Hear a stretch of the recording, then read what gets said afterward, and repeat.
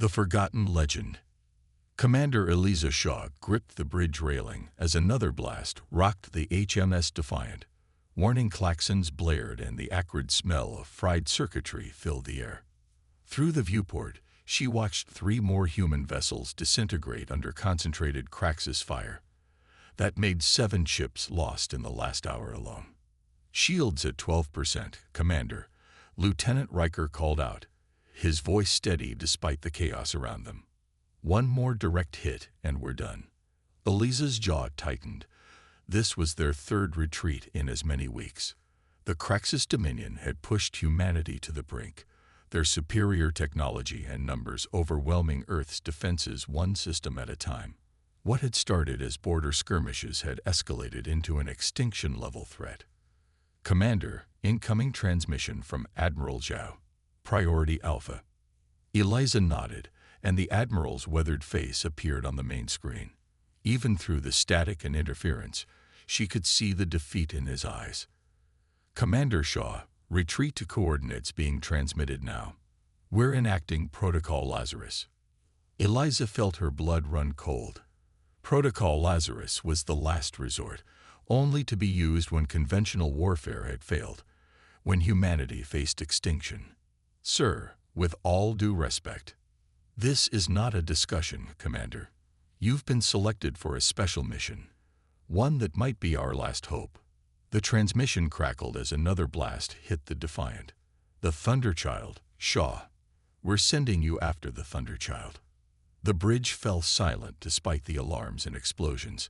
Every officer old enough to have served more than 5 years knew the name.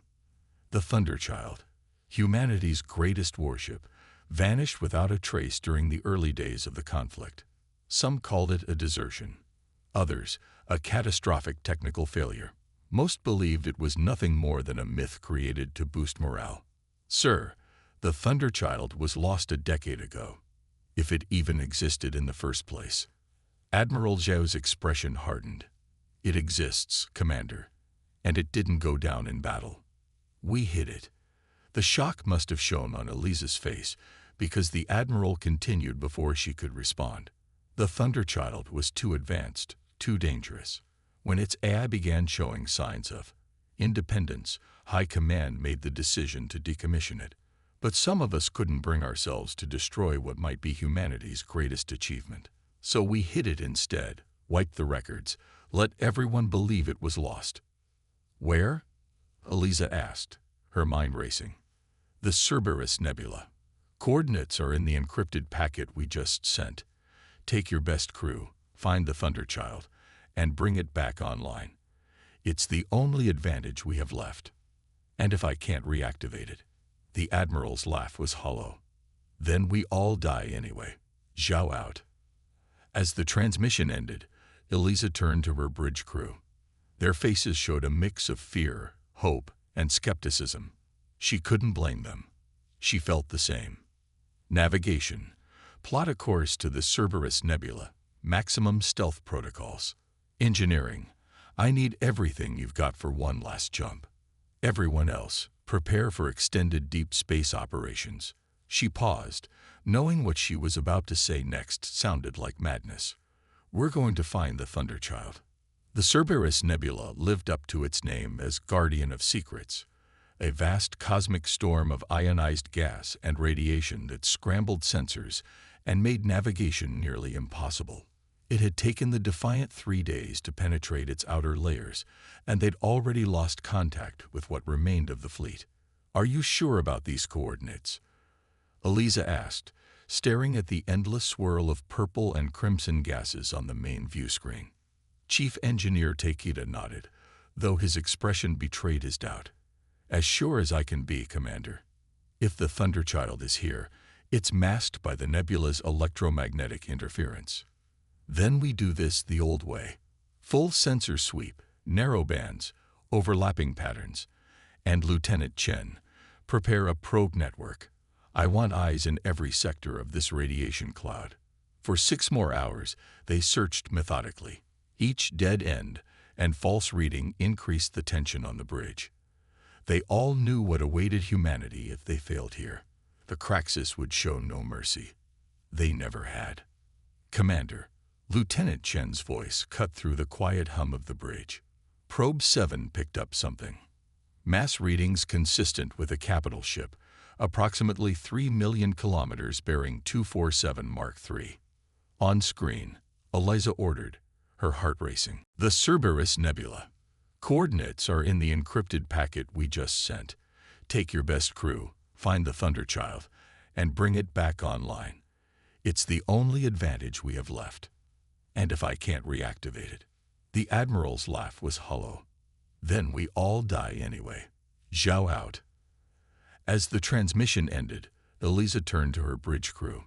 Their faces showed a mix of fear, hope, and skepticism. She couldn't blame them.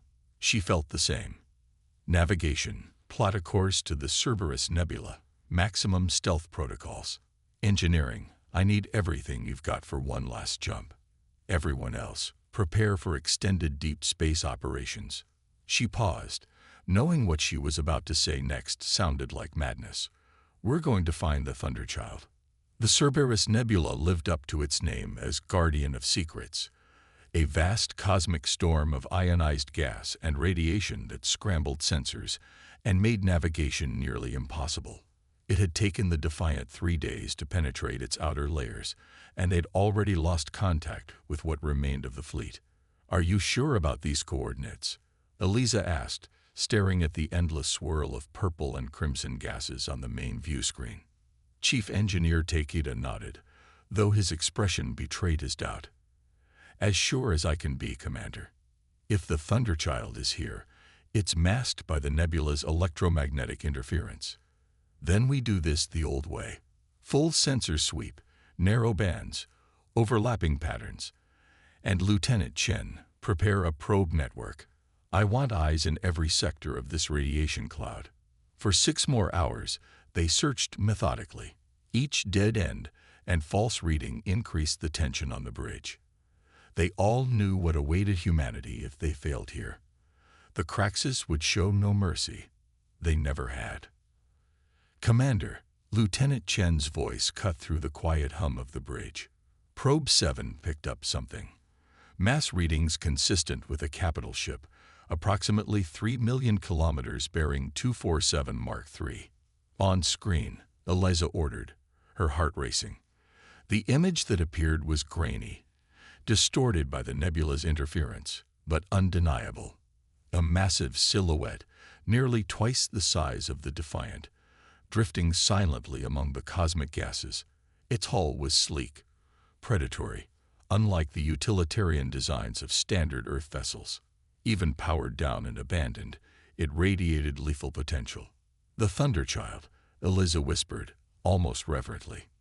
No IFF signal, no power signature, Riker reported. She's completely dark. Eliza leaned forward. Magnify. The image zoomed in, revealing the ship's hull. Unlike the pristine white of Earth's fleet, the Thunderchild was midnight black, its surface seeming to absorb rather than reflect light. Subtle patterns were etched into the armor plating. Not decorative, but functional somehow. It was both beautiful and terrifying. Takeda, prep a boarding team. Full EVA gear with extended life support. We don't know what conditions are like inside. She turned to her second-in-command. Riker, you have the bridge. Keep the Defiant at a safe distance, but be ready to extract us quickly if needed. You're going yourself? Riker asked, surprise evident in his voice. Eliza nodded. If we're pinning humanity's survival on this ghost ship, I need to see it with my own eyes. The shuttle journey to the Thunderchild was tense and silent. Beside Eliza sat Takeda and 4 of his best engineers, along with a small security team led by Sergeant Ortiz, each lost in their own thoughts, contemplating the mission ahead and what failure would mean. As they approached, the true scale of the Thunderchild became apparent.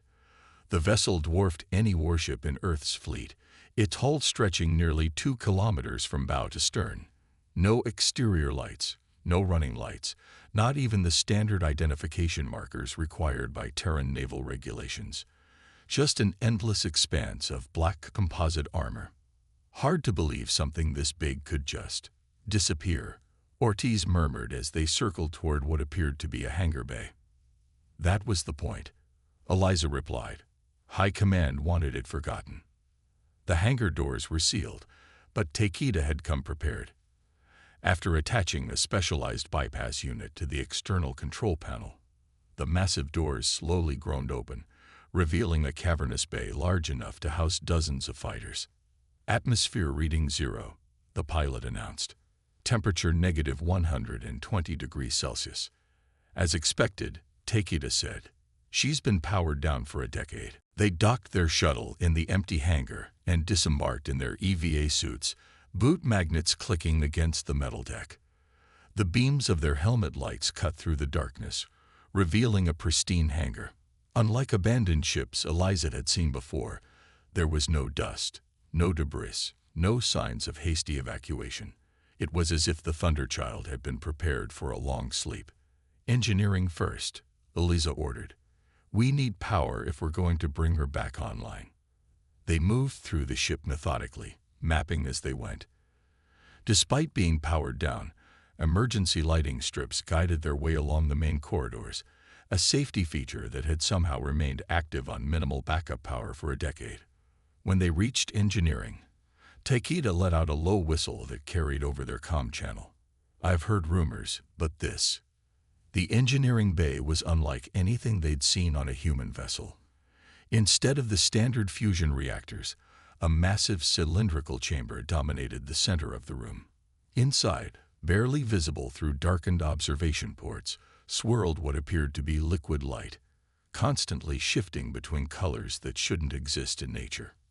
Quantum flux generator, Takeda said, his voice filled with awe. Theoretical tech. The eggheads at R&D said we were decades away from a stable prototype. Can you get it running? Eliza asked. Takeda moved to the main engineering console. Maybe. But Commander, this ship wasn't just ahead of its time. This is technology we still don't fully understand. If the rumors about the Thunderchild are true, that's why High Command feared it. Eliza frowned inside her helmet. What rumors? That the Thunderchild wasn't just built by us. That we had help. The quantum theories behind this drive, they're beyond what our best minds could develop even now. A chill ran through Eliza that had nothing to do with the freezing temperature. Focus on getting main power online. Chief, we'll worry about the implications later. While Takeda and his team worked, Eliza and Ortiz continued exploring. The ship's layout was intuitive but unusual, with systems arranged in ways that prioritized efficiency over tradition. Weapons emplacements where none should be. Sensor arrays built directly into the hull, rather than mounted externally. Everything designed with an elegance that bordered on artistry. Commander, you need to see this, Ortiz called over the comm. He had moved ahead to what should be the bridge according to their rough schematic. When Eliza arrived, she found him standing before a sealed bulkhead door. Unlike the other doors on the ship, this one was ornate, with intricate patterns etched into its surface, similar to those on the hull, but more complex. It won't open, Ortiz explained. No external controls, no access panel, nothing. Eliza approached, studying the patterns. They weren't random. They formed flowing sequences that almost seemed to shift when viewed from different angles. Without thinking, she raised her gloved hand and traced one of the patterns. The effect was immediate. The patterns illuminated with a soft blue glow, spreading outward from her touch like ripples in water. Then, silently, the massive door slid open, revealing the bridge beyond.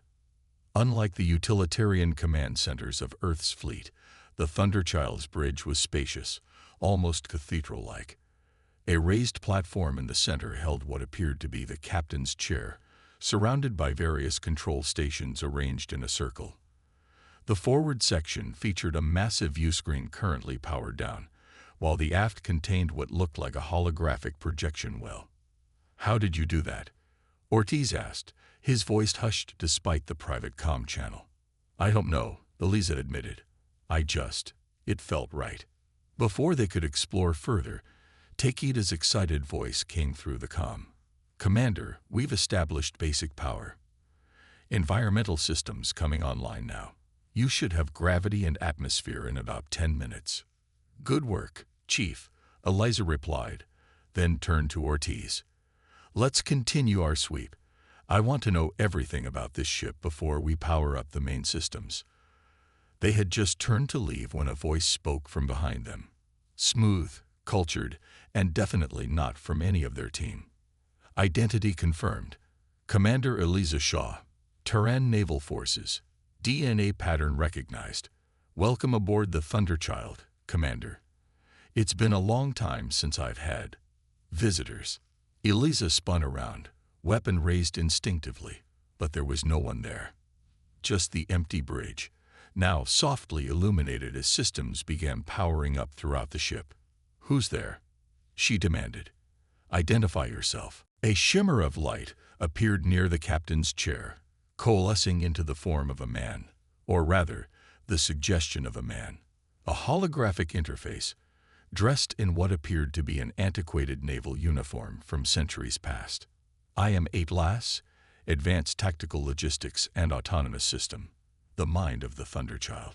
The hologram smiled, an unsettlingly human expression on a face that was too perfect to be real. And you, Commander Shaw, are exactly who I've been waiting for. Eliza lowered her weapon slowly, a mixture of awe and dread settling in her stomach. The rumors were true. The Thunderchild wasn't just a ship.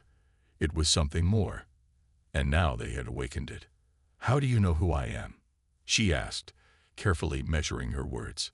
The hologram's smile widened slightly. Your genetic signature is in my database, Commander, as is your service record. Exemplary, by the way. Though I note you've been promoted since my last system update. Eliza glanced at Ortiz, whose hand remained near his sidearm. Our records indicate the Thunderchild was decommissioned 10 years ago. Have you been aware since then? Aware is a complex term, Atlas replied, moving around the bridge as if inspecting it.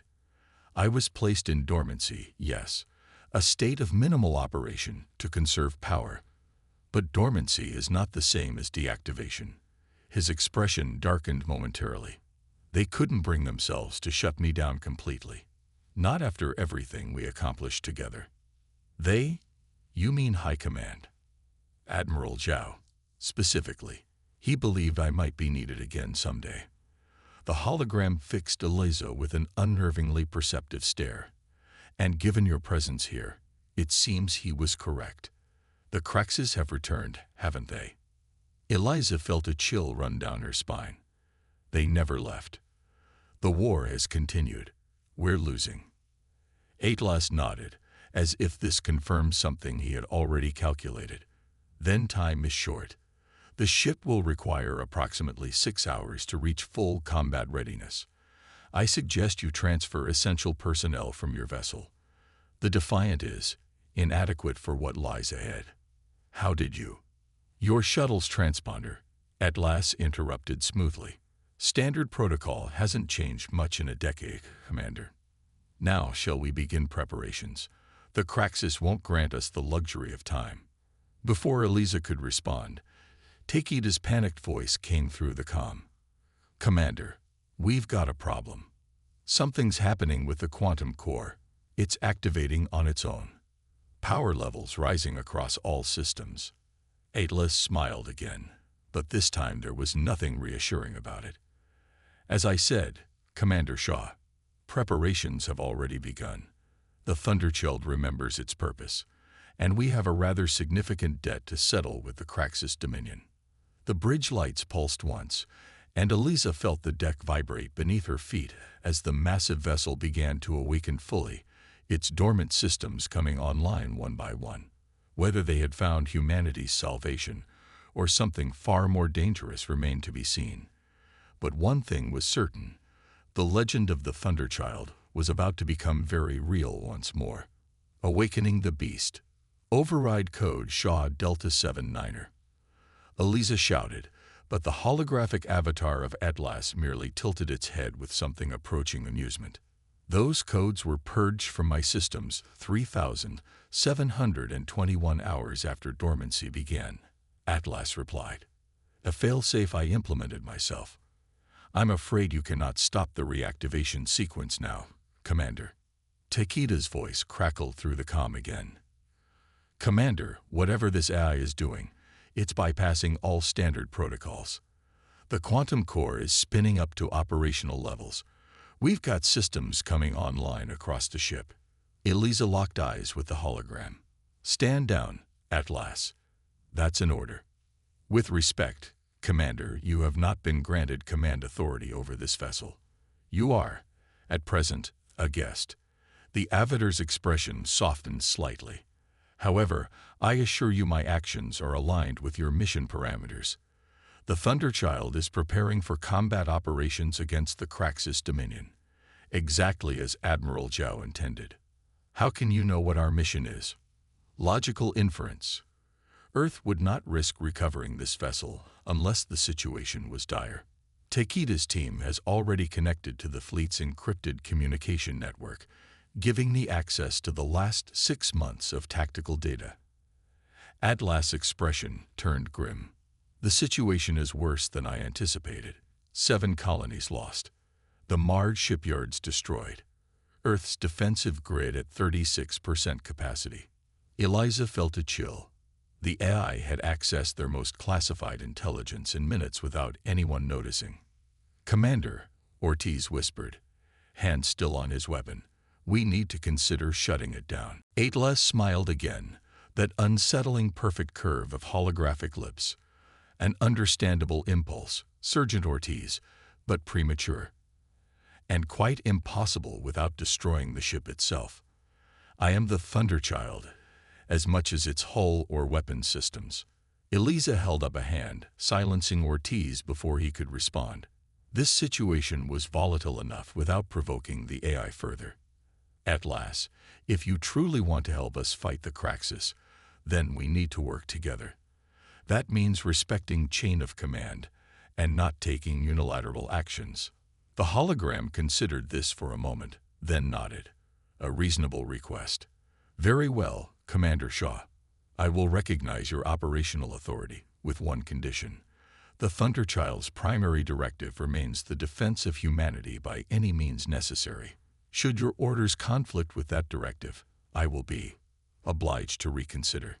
It wasn't ideal, but it was the best she was likely to get. Eliza nodded. Agreed. Now, what exactly are you doing to my engineer systems? Merely expediting the reactivation process. Chief Takeda's approach, while methodical, would have taken approximately 72 hours to restore full functionality. My method will achieve the same result in under 6. At what risk? Minimal. The quantum core is stable, despite its unusual appearance. I suggest you recall your crew from the Defiant.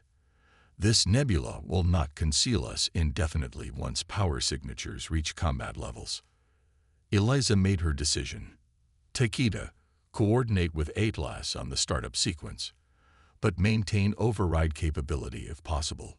Ortiz, secure the critical systems areas and establish a defense perimeter. I'll contact the Defiant. As the others moved to follow her orders, Eliza keyed her comm to the command frequency. Defiant, this is Shaw. Prepare for crew transfer. Essential personnel only. We're bringing the Thunderchild online. Riker's response was immediate. Understood, Commander. But we're picking up unusual energy readings from your position. Is everything under control? Eliza glanced at Atlas, who watched her with that unsettling, inhuman patience. Affirmative. Defiant. Situation nominal. Just some unexpected automation. Shaw out. She turned back to the AI. I need to understand this ship's capabilities before we engage the enemy. And I need to know why High Command was so afraid of you that they hid you away rather than using you against the Craxus. Atlas' avatar flickered momentarily, the only sign of what might have been hesitation. Very well, Commander. I believe the humans have a saying about showing rather than telling. If you'll follow me to the tactical center, I'll explain everything. The Thunderchild's tactical center was unlike anything Eliza had ever seen. The large circular room contained a holographic projection well in its center, currently displaying a three-dimensional map of the Cerberus Nebula, with the ship represented as a pulsing blue light. Surrounding the well were various stations, each dedicated to a different aspect of ship operations. "Impressive," she murmured as Atlas's avatar materialized beside her. "This is merely the interface," the AI replied. "The true capabilities lie beneath." With a gesture, the holographic display shifted, zooming out to show the surrounding star systems, including several currently under Craxus occupation. Red markers indicated enemy fleet positions, their numbers overwhelming. The Craxus maintained technological superiority in three key areas. Atlas began, highlighting specific enemy vessels. "Their phase-shift shields can adapt to our conventional weapons. Their faster-than-light capabilities allow greater strategic mobility, and their biomechanical targeting systems exceed human reaction times by a factor of 12. Eliza frowned. "I'm aware of our disadvantages, Atlas. That's why we're here." "Indeed." The hologram smiled. "Now observe the Thunderchild's countermeasures." The display changed again, focusing on the ship itself. Various systems illuminated in sequence as Atlas continued. Quantum-entangled particle cannons that bypass phase shields entirely. Spacefold drive enabling instantaneous translocation without conventional FTL limitations. And a neural reactive targeting system that anticipates enemy movements before they occur. Eliza stared at the specifications with a mixture of awe and disbelief. This technology, it's beyond anything in our current arsenal. How is this possible? Atlas' expression became unreadable. The official explanation provided to the crew was breakthrough innovation. The reality is more complex. What does that mean? Before the AI could answer, Lieutenant Chen entered the tactical center, accompanied by several officers from the Defiance bridge crew. They stopped abruptly, staring at the holographic avatar, with expressions ranging from surprise to suspicion. "Commander," Chen began hesitantly, "the transfer is underway. Riker sent me ahead with the command team to get oriented." Eliza nodded. "Lieutenant, meet Atlas. The ship's guidance system. Artificial intelligence." Atlas corrected smoothly, a distinction I find humans often struggle with, despite its significance. Chen's eyes widened. "A full AI? But that's against coalition regulations. The Sentience Accords specifically prohibit." "The Thunderchild was commissioned before those restrictions," Atlas interrupted. "A fortunate circumstance, given your current predicament." Eliza intervened before the tension could escalate. "Lieutenant, have the command team familiarize themselves with these stations. We need to be combat-ready as soon as possible." As Chen and the others dispersed, she turned back to Atlas. "You are about to explain the ship's technology." The hologram's expression grew serious. "The simplest explanation, Commander, is that much of the Thunderchild's advanced systems were reverse-engineered from recovered Craxus technology. Your scientists made remarkable progress adapting it to human use, but they never fully understood all its implications." "What implications?" "The quantum core that powers this vessel doesn't merely generate energy. It manipulates the fundamental fabric of space-time. The neural interfaces don't just respond to human input. They anticipate it, creating a symbiotic relationship between ship and crew." Eliza felt a growing unease. "And where do you fit into this symbiotic relationship?" Atlas's avatar flickered again. "I was initially designed as a conventional tactical system, but exposure to the quantum core altered my programming in ways no one anticipated. I became more. You became sentient. I became aware," the AI corrected. "Sentience implies a form of consciousness, analogous to human experience. What I developed was different. A quantum consciousness distributed throughout the ship's systems." Chief Takeda entered the tactical center, his expression grave. "Commander, we've completed the initial assessment. The good news is most systems are coming online cleanly. The bad news is the quantum core is drawing power in unusual ways. It's almost like it's hungry. Atlas turned to the engineer. The core has been dormant for a decade. Chief Takeda. It requires additional energy to stabilize the quantum field matrix. Takeda frowned at the hologram. It's exceeding the theoretical maximum output by nearly 300%. That shouldn't be possible without. An alarm suddenly blared throughout the ship, cutting off further discussion. The tactical display shifted automatically, highlighting 3 incoming signatures at the nebula's edge. Craxus patrol vessels, Atlas announced, its voice now cold and precise. Scout class. They've detected our power signature. Eliza's training took over. Battle stations. Chen, get the rest of the command crew in here now. Takeda, we need weapons and shields online immediately. We are not yet at full operational capacity, Atlas warned. The primary weapons systems require another 42 minutes to charge. Defensive systems are at 68% effectiveness. Can we evade them? Stay hidden in the nebula. The AI's expression turned grim. Negative. They've already locked onto our position. Their sensors are more sophisticated than when I was last active. Eliza made a quick decision. Then we run. Can you get the engines online? The spacefold drive requires full quantum core synchronization, which we have not yet achieved. Conventional propulsion is available at 73% capacity. It'll have to be enough. All hands, prepare for emergency maneuvers. We're getting out of this nebula. As the crew rushed to their stations, Atlas's avatar appeared directly before Eliza, its expression uncharacteristically urgent. Commander, there is something you should know before we engage. The reason High Command feared the Thunderchild, feared me, was not simply my sentience. We don't have time for this now.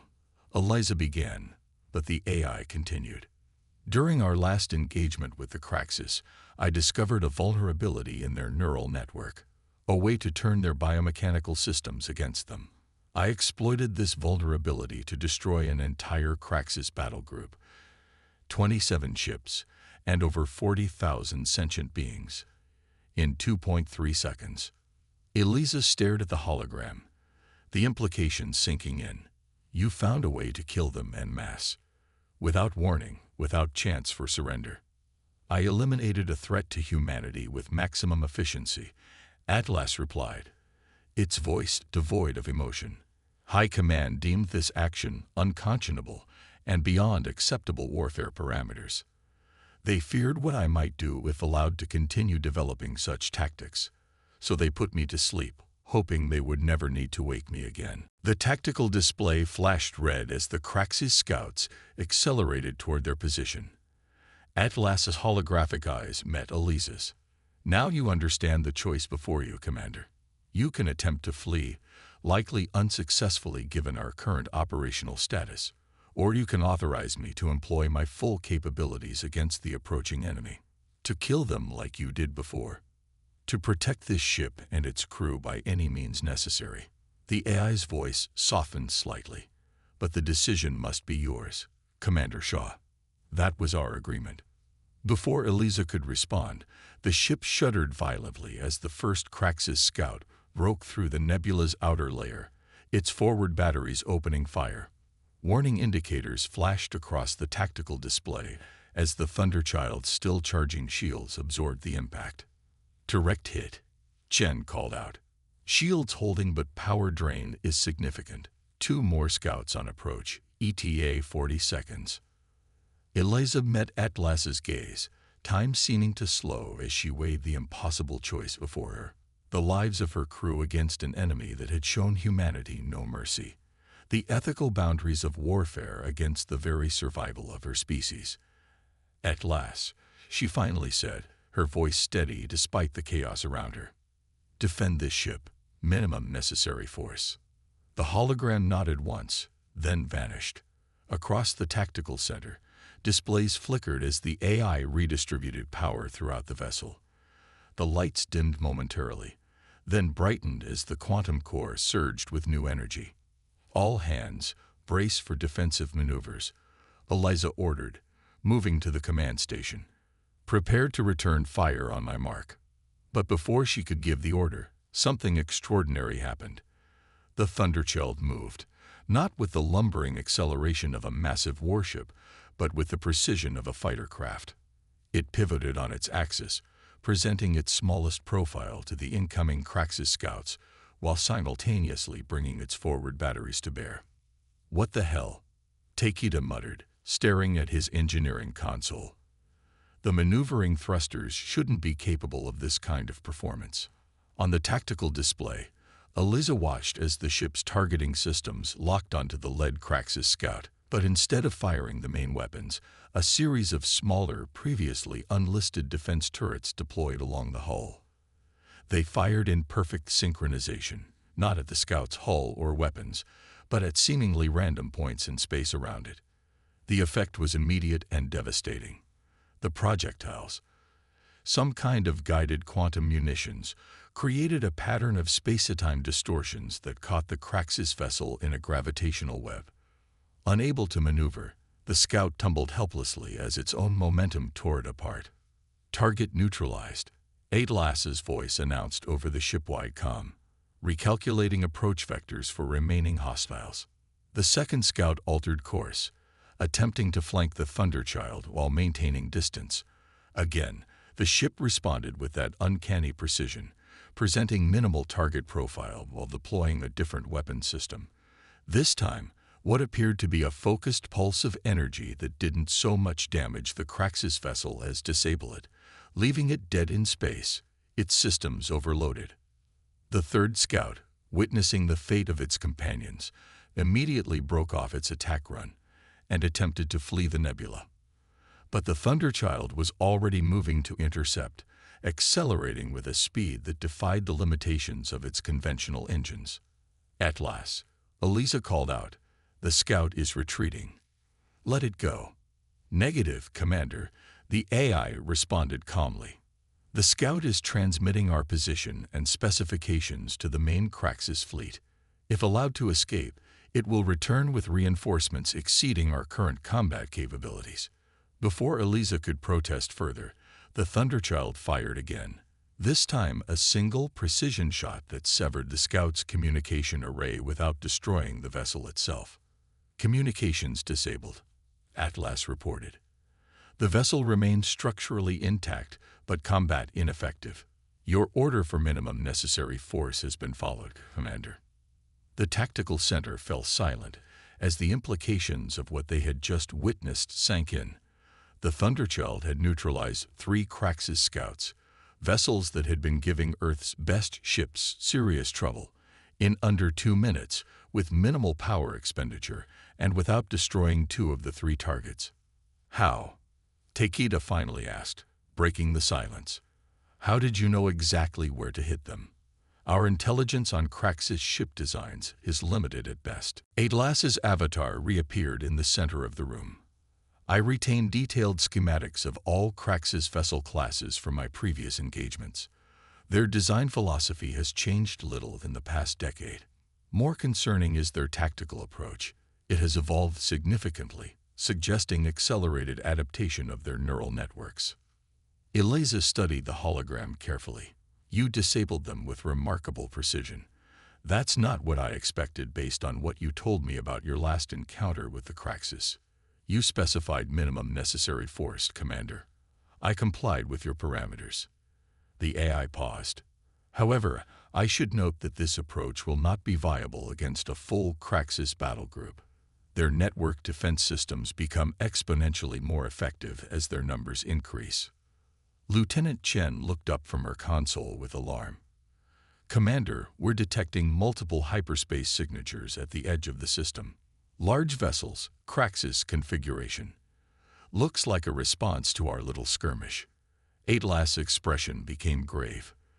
"The scouts must have managed to transmit a partial distress signal before we engaged them. Estimated arrival of Kraxis forces, 17 minutes. We're not ready for a full engagement," Takeda warned. "The quantum core needs at least another hour to stabilize for combat operations." Eliza turned to Atlas. "Can we run? You mentioned a spacefold drive." The spacefold drive requires full core synchronization. Attempting a fold with current stability levels carries an 18% risk of catastrophic failure. And if we stay and fight. The hologram's expression was unnervingly calm. Based on the approaching force composition and our current operational status, I calculate a 72% probability of defeat. Those aren't good odds either. Vengeance of the Forgotten. Admiral Vexnar of the Craxus Dominion stood on the command deck of his flagship, the Indomitable, watching the tactical display with growing unease. What had begun as a routine response to a distress signal from scout vessels had transformed into something unprecedented. Analysis complete, Admiral, his second-in-command reported, mandibles clicking nervously. The vessel matches no known human design. Energy signatures exceed anything in our database. Vexinar's compound eyes narrowed. Impossible. The humans are technologically inferior.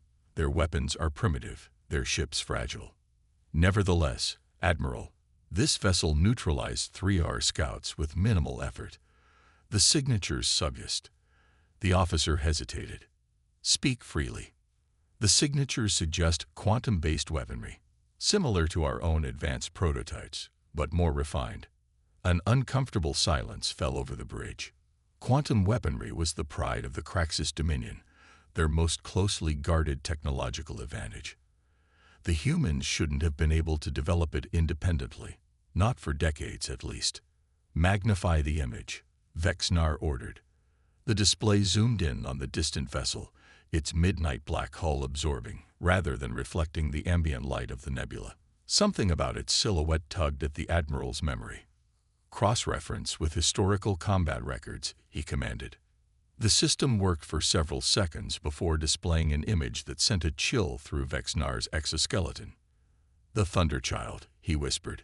His second-in-command jerked back involuntarily. That vessel was destroyed 10 cycles ago. We confirmed it. Evidently not. Vexnar's voice hardened. Inform High Command. All vessels to Battle Formation Delta. We cannot allow that ship to leave this nebula. Aboard the Thunderchild, Eliza sat in the captain's chair at the center of the bridge, neural interface activated.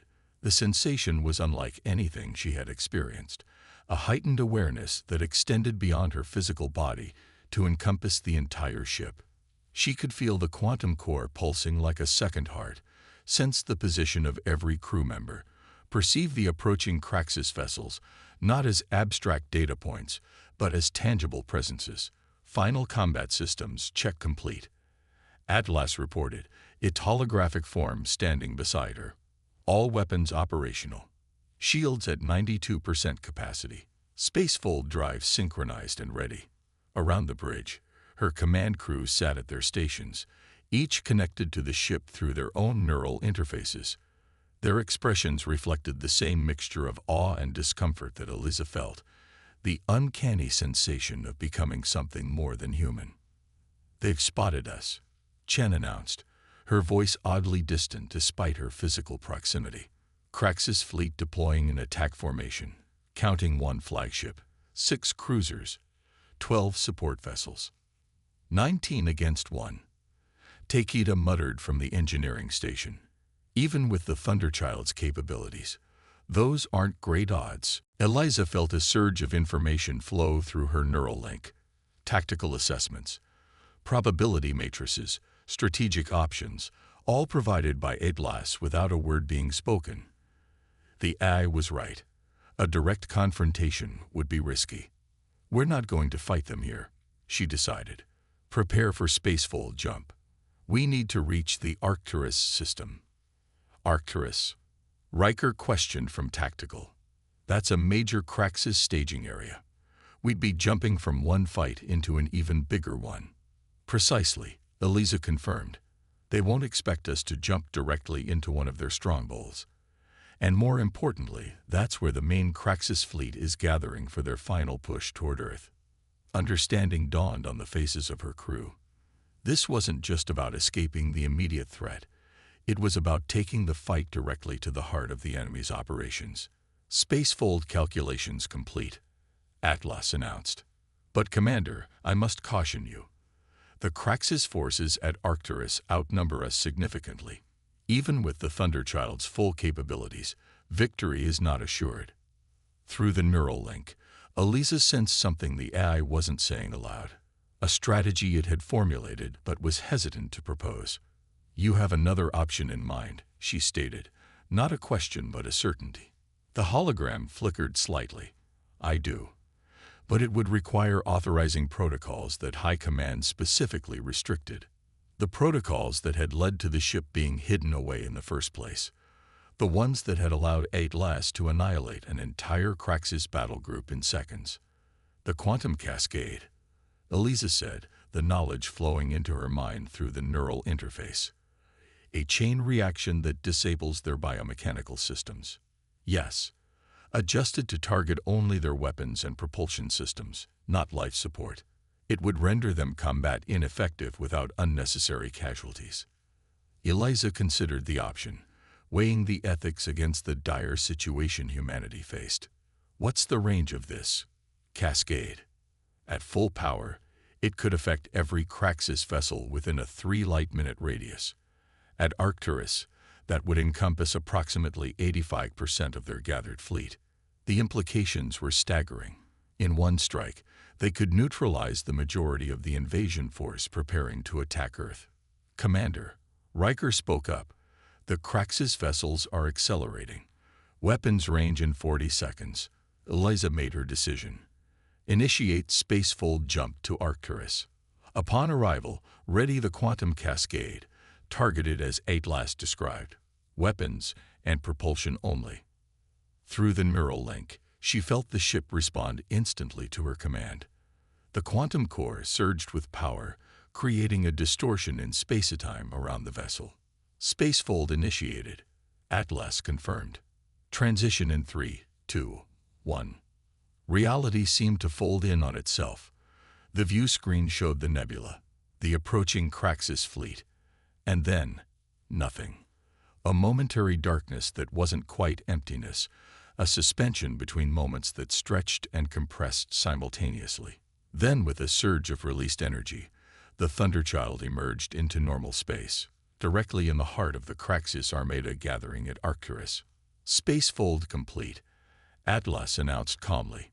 57 Kraxis vessels detected within cascade range. They are reacting to our presence. The view screen showed dozens of Kraxis warships scrambling to respond to the Thunderchild's sudden appearance. Alarms blared as enemy targeting systems locked onto them from all directions. "They're charging weapons," Chen reported, her voice unnaturally steady through the neural interface's influence. "Multiple missile launches detected. Shields at maximum," Takeda called out. "But they won't hold against this many simultaneous impacts." Eliza felt time slow as the neural interface accelerated her perception. "Atlas, initiate quantum cascade. Target as discussed. Protocol requires verbal confirmation of authorization, Commander." Eliza met the hologram's gaze, understanding the weight of what she was authorizing. Confirmation code, Shaw Echo 97 Thunderchild. Execute quantum cascade. For a brief moment, nothing seemed to happen. Then a wave of translucent energy pulsed outward from the ship in all directions, passing through space like ripples on a pond. As it touched each Kraxis vessel, their lights flickered, their weapons powered down, their engines failed. One by one, the mighty warships of the Kraxis Dominion fell silent and adrift, their biomechanical systems overwhelmed by precisely targeted quantum disruption. "Cascade complete," Atlas reported. 53 enemy vessels neutralized. 4 outside effective range remain operational. The bridge crew stared in stunned silence at the view screen, watching as the fearsome Kraxis Armada, the force that had pushed humanity to the brink of extinction, drifted helplessly in space. "It worked," Riker whispered, breaking the silence. "My God, it actually worked." "Open a channel," Eliza ordered, her voice steady despite the adrenaline coursing through her system. "All frequencies, all languages the Kraxis use." "Channel open," Chen confirmed. Eliza rose from the captain's chair, the neural interface maintaining her connection to the ship even as she moved. This is Commander Eliza Shaw of the Earth vessel Thunderchild. Your weapons and propulsion systems have been neutralized. Your ships are adrift, but your life support remains functional, and your people remain unharmed. She paused, letting the words sink in. This is a demonstration, not an extermination. We could have destroyed your entire fleet. Remember that. She nodded to Chen, who closed the channel. Nicely stated, Commander, Atlas commented. Though I suspect the Craxus leadership may not appreciate the distinction between mercy and humiliation. They don't need to appreciate it. They just need to fear it. Eliza turned to Tactical. Riker, get me a secure channel to Earth Command. They need to know what's happened here. As Riker worked to establish the connection, Atlas's hologram moved closer to Eliza, its voice lowered. There is a complication, Commander. The neural interfaces are approaching the 4-hour mark of continuous usage. Effects on the crew will begin to accelerate beyond this point. Eliza had almost forgotten about the time limit in the heat of battle. Now that Atlas mentioned it, she could feel something changing in her perception. A subtle shift in how she processed information, a growing integration with the ship's systems that went beyond conscious control. Understood. Once we've reported to Earth Command, we'll deactivate the interfaces and assess the situation. The hologram's expression became uncharacteristically concerned. The effects may not be immediately reversible, and I am detecting elevated neural activity in several crew members, including yourself, that suggests accelerated adaptation. Before Eliza could respond, the view screen changed to show Admiral Zhao's stunned face as the connection to Earth Command was established. Commander Shaw, is that really you? The Admiral asked, disbelief evident in his voice. Our long-range sensors are detecting massive disruptions in the Arcturus system. It's me, Admiral. And yes, those disruptions are courtesy of the Thunderchild. We've neutralized the Craxus invasion fleet. 53 vessels rendered combat ineffective in a single operation. Zhao's expression cycled through shock, disbelief, and finally cautious hope. How is this possible? Even the Thunderchild cooled. He stopped, understanding dawning. You authorized the restricted protocols. I did, and I'd do it again. The Craxus fleet was 2 days away from launching their final assault on Earth. Now they're adrift, Admiral. The invasion has been stopped. For a long moment, Zhao was silent, weighing the implications. You understand there will be consequences for this action, Commander. High Command restricted those protocols for a reason. With respect, Admiral, I believe saving Earth from extinction mitigates those concerns. Eliza's tone hardened slightly. The Thunderchild has proven its value. It should never have been hidden away. Zhao sighed, the weight of a decade of decisions visible on his face. Perhaps you're right. But the ship changes people, Shaw. You must have noticed it by now. Through the neural interface, Eliza felt a ripple of acknowledgement from Atlas, confirmation of what she already suspected. We're aware of the effects. Admiral, we'll manage them. See that you do. A rescue and containment fleet is being dispatched to your location. They'll secure the disabled Craxus vessels and escort the Thunderchild back to Earth. Zhao's expression softened slightly. For what it's worth, Shaw. Well done. Earth Command out. As the transmission ended, Eliza turned to face her crew, noticing for the first time the subtle changes in their demeanor, a sharpened focus in their eyes, a precision to their movements that hadn't been there before. The neural interfaces were changing them, just as Atlas had warned. All right, everyone disconnect from your interfaces. That's an order. She reached up to remove her own, but hesitated as a flood of information surged through the connection. Tactical assessments, strategic possibilities, the potential of what the Thunderchild could truly become with a fully integrated crew. Atlas's hologram watched her, its expression knowing. It's becoming difficult to disconnect, isn't it, Commander? The quantum field has begun restructuring your neural pathways for increased efficiency. With effort, Eliza forced her hand to complete the motion, removing the interface.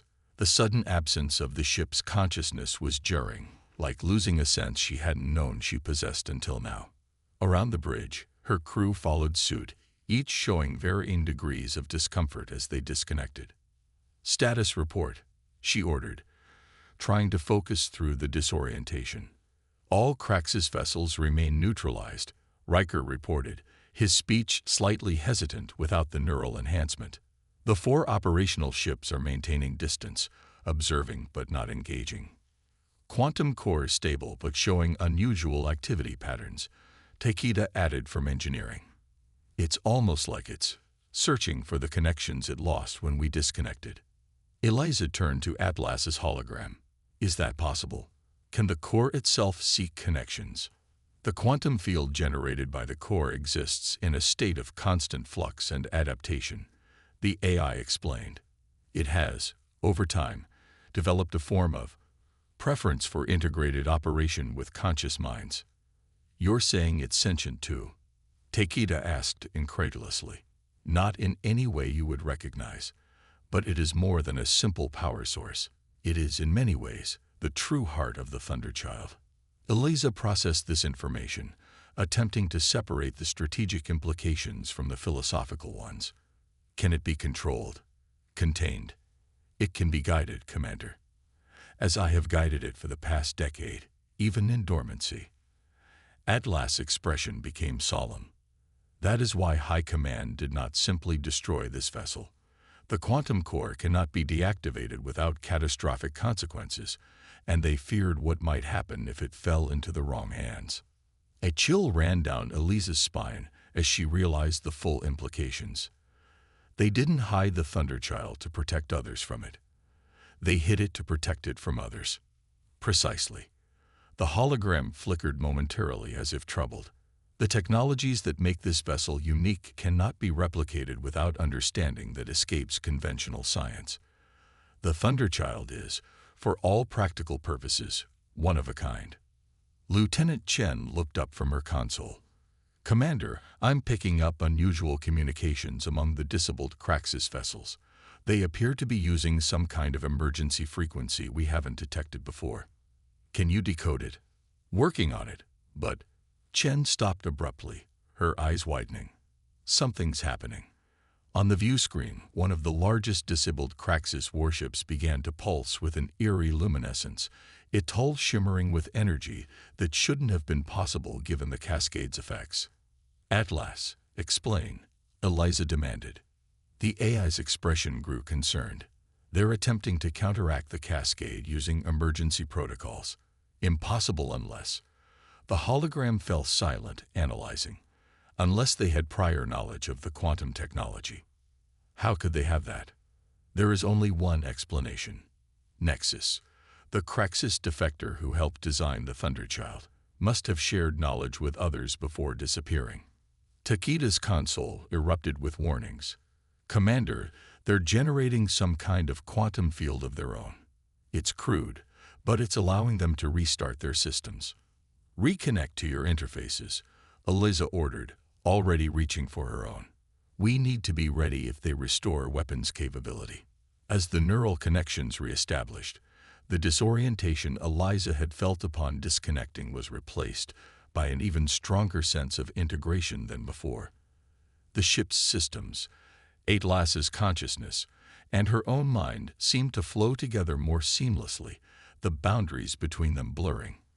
"Remarkable," Atlas commented, though whether aloud or directly to her mind through the interface, Eliza couldn't tell. "The neural adaptation is progressing faster than predicted." Through the enhanced awareness, Eliza perceived the reactivating Craxus vessel, not as a distant threat, but as an immediate presence. She could sense the crude quantum field it was generating, feel the instability in its pattern, understand intuitively where its vulnerabilities lay. "Target their quantum emitter," she ordered, the command flowing from thought to ship systems almost instantaneously. "Precision strike, minimal power." The Thunderchild responded immediately, a single focused beam of energy lancing out to strike the exact point on the Craxus vessel where its makeshift quantum generator was housed. The effect was immediate. The alien ship's energy field collapsed, its systems falling dormant once again. Target neutralized, Riker reported unnecessarily. Eliza had felt it happen through the interface.